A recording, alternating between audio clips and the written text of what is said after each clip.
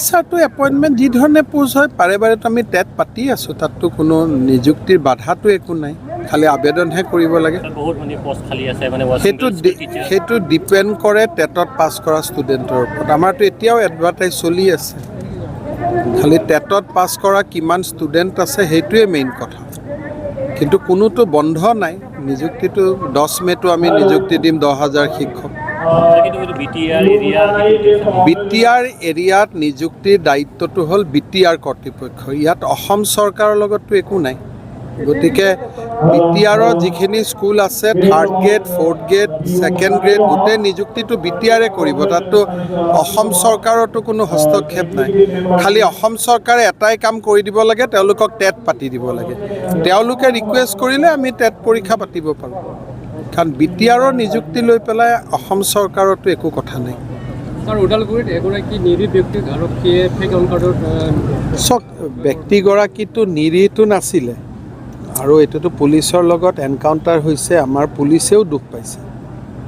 এইটোতো ফেক বুলিতো কথাটোতো মই নাজানো, যদি কোনোবাই ভাবে ফেক বুলি মই ইনকুৱাৰী দি দিব পাৰোঁ, কোনো আপত্তি নাই, কিন্তু মই যিমান খবৰ লৈছোঁ পুলিচে নিজে দুখ পাইছে, আৰু ব্যক্তিগৰাকীৰ ওপৰতো গোটেই অসমতে কেছ ৰেজিষ্টাৰ আছে, গতিকে নিৰীহ বুলি আপুনি কেনেকৈ ক'ব?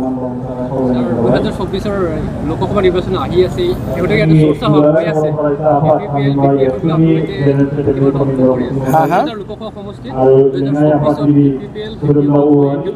কোকৰাঝাৰ লোকসভা সমষ্টিটো NDAৰ প্ৰাৰ্থী থাকিব, কিন্তু BJPৰ হ'বনে UPPLৰ হ'ব সেই পৰিৱেশ এতিয়া আলোচনা হোৱা নাই।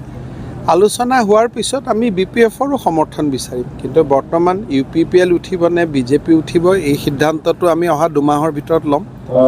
তাৰপিছত যি দলৰ প্ৰাৰ্থী উঠিব আমি সকলোৰে সহায় বিচাৰিম। নাগালেণ্ড আৰু মেঘালয়ত বিধানসভা নিৰ্বাচন আছে, ভাল গোটেইখন আগৰবাৰৰ দৰে হ'ব। মেঘালয়ত BJP এইবাৰ খুব ভাল প্ৰদৰ্শন কৰিব।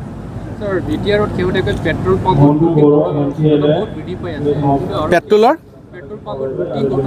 আমি মানুহকেইজনক চিনাক্ত কৰিছোঁ, আৰু আপোনালোকে যিকোনো মুহূৰ্ততে গ্ৰুপকেইটা ধৰা পৰা খবৰ পাব। পুলিচে কাম কৰি আছে। পুলিচে যিটো পেট্ৰল পাম্পত ডকাইতিয়ে হওক বা অকণমান যিখিনি 2-এজন খবৰ আমি পাইছোঁ যে তেওঁলোকে ডকাইতি এইবিলাকত লিপ্ত হৈছে, সকলোৰে ডিটেইল ইনফৰ্মেশ্যন পুলিচৰ লগত আছে, তেওঁলোকে কাম কৰি আছে। যিকোনো মুহূৰ্ততে পুলিচে সফলতা পাব। হ'ব।